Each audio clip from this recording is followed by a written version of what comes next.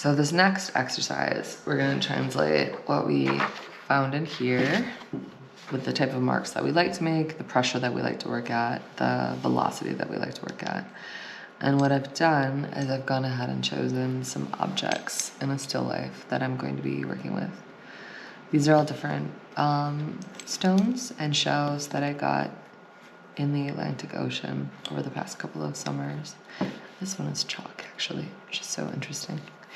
Anyway, so what I'm going to do is I'm going to arrange my objects or my still life, and I can choose many that I want to work with. I typically like to pull 3, create a composition with them, right?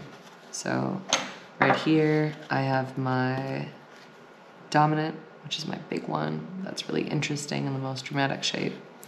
My subdominant, which is second and supports the dominant shape, right? I'm gonna put it like this. And then I have my subordinate. This one is an echo of my dominant. But it does not command the sort of attention that this color or this size does. But it still adds interest to the composition all the same. We'll talk more about arrangements and principles of compositional design in a bit. But first, we're just going to start with these 3. You could choose any 3 objects that you want. I just think rocks are a little easier to draw. And so what I'm going to do is I'm going to begin sketching. And I don't think you can see this. I'm going to just draw a light outline of what I see on the table here. Very big light. I like to sketch things in to determine proportions before I actually begin. And it's okay if when you're drawing, you're relying on what you're seeing, but you're also going a bit intuitive. It doesn't have to be proportional. That's not really what this exercise is about. It's just that you want to rough in your outline. And then what I like to do here too is to frame out perhaps where I want my composition to be. So I'm going to frame out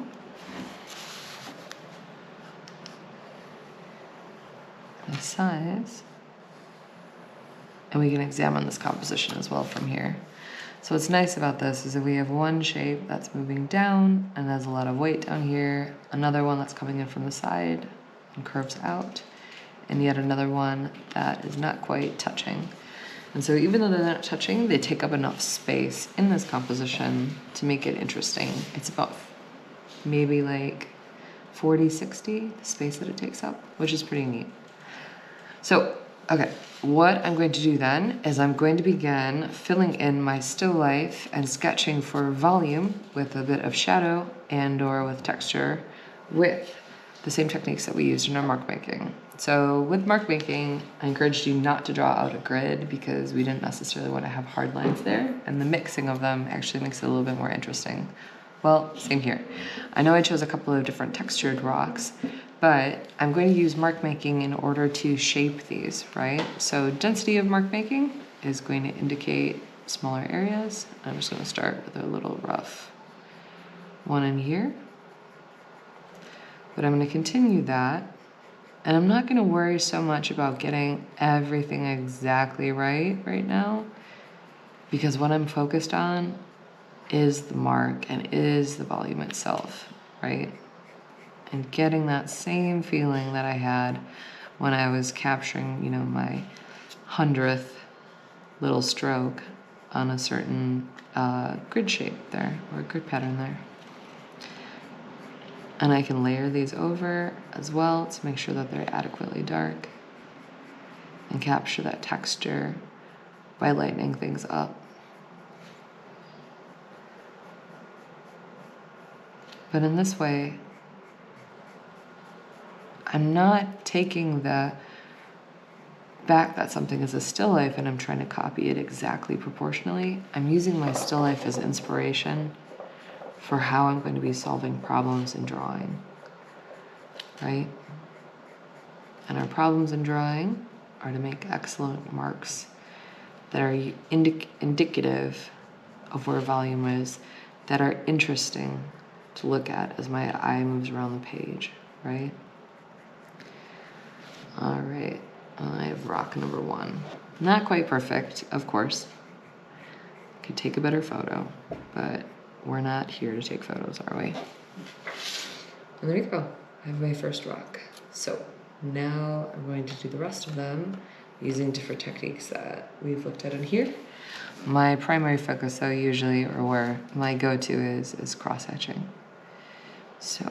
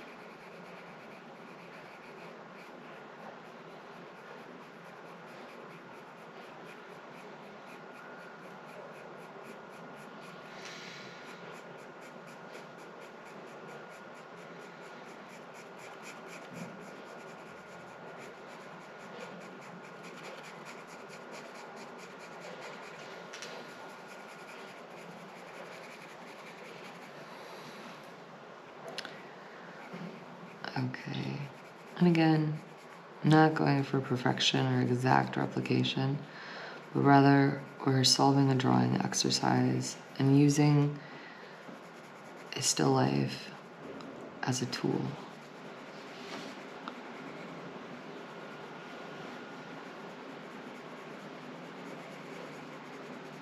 See those soft render strokes help me build volume.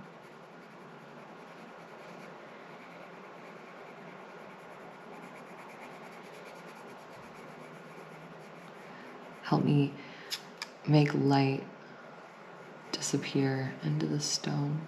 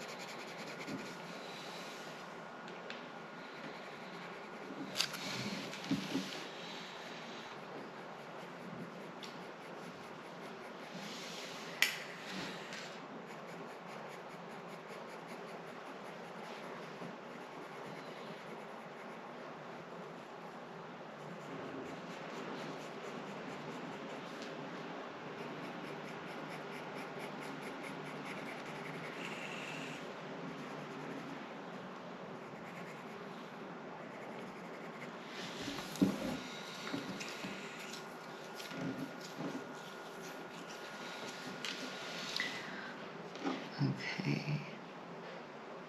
And for my last one, because it's coral, kind of have these unusual shapes. Coral has come out of it and grown. And so if I have one that looks relatively real, another one that also looks relatively real, maybe this one, be a bit more fudged. I can let it be kind of crazy.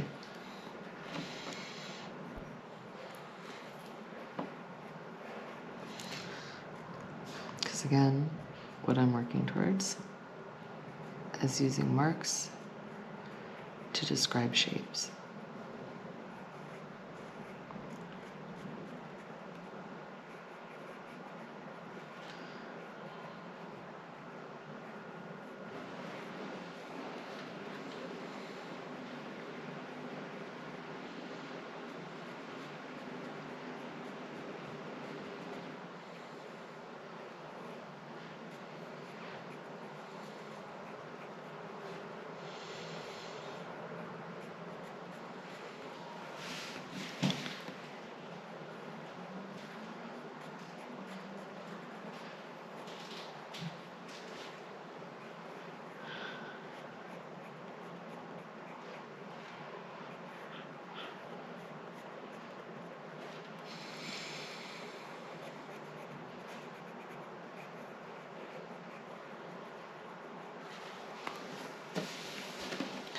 Maybe just make this one fit in just a little bit more.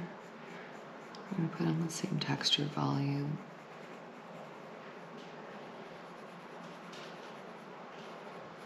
So that it feels like it sits in space.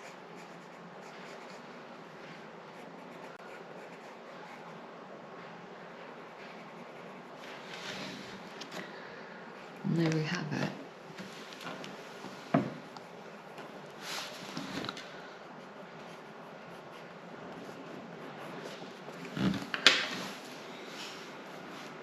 Nice little composition with layers, with shapes. That takes up most of the volume of here. And I'm not necessarily so worried about the representation of the shape. I'm worried about the texture, the material that it represents, the way that it looks. Pretty neat, huh? So if we want to go that extra step,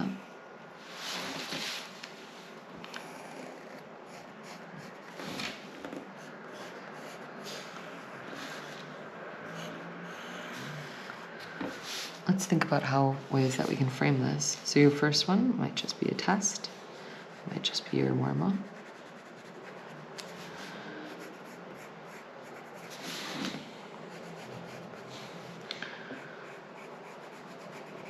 Then we can work in ways here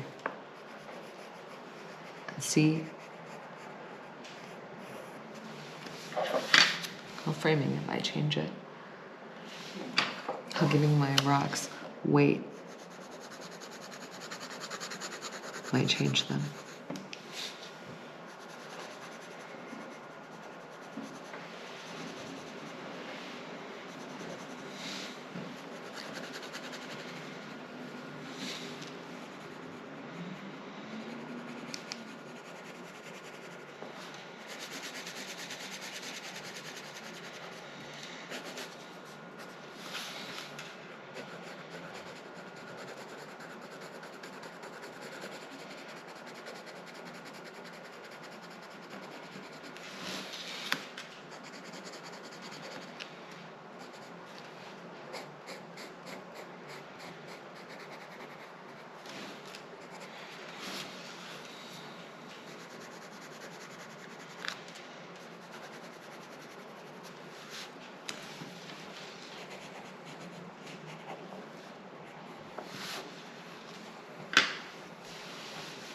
There we go.